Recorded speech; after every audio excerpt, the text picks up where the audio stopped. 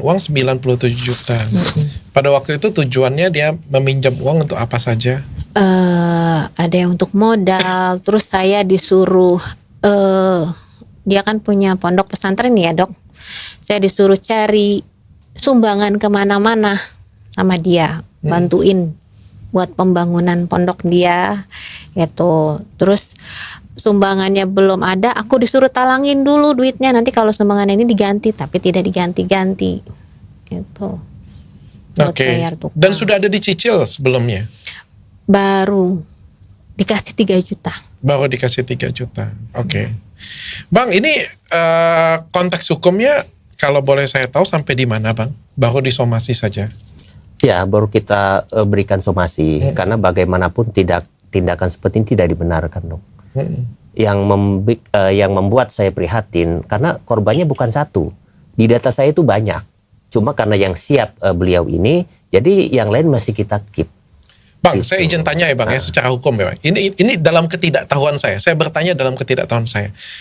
Oke, laki-lakinya brengsek, laki-lakinya jahat lah kita bilang kayak gitu punya ya. Tapi perempuannya juga mau. Itu termasuk kejahatan atau enggak Bang? Iya, bergantung dari histori awalnya dok. Kalau menurut saya, kalau memang suka sama suka, tapi tidak ada paksaan. Paksaan itu kan bisa dilakukan secara fisik, bisa juga secara psikis. Iya gitu kan. Ini antara laki-laki dan perempuan. Dokter bisa membedakan lah. Secara fisik lebih kuat mana kan.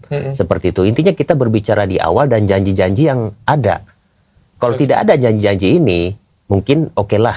Gitu loh, seperti itu. Dan janji ini yang membuat tipu daya itu, tipu muslihat itu timbul. Ya namanya juga cowok ngerayu Bang. Iya, enggak. Ya oke lah gitu loh. Sehingga kerugian itu bukan hanya menyangkut dirinya, tapi juga materi. Tapi dalam konteks ini, saya memperkarakan terkait materinya. Oh, yang diperkarakan materinya. Materinya. Karena bukan ini masalah pencabulannya, bukan itu tidak dipermasalahkan. Tidak. Walaupun itu awal permasalahan, ini kasus hukum yang berbeda.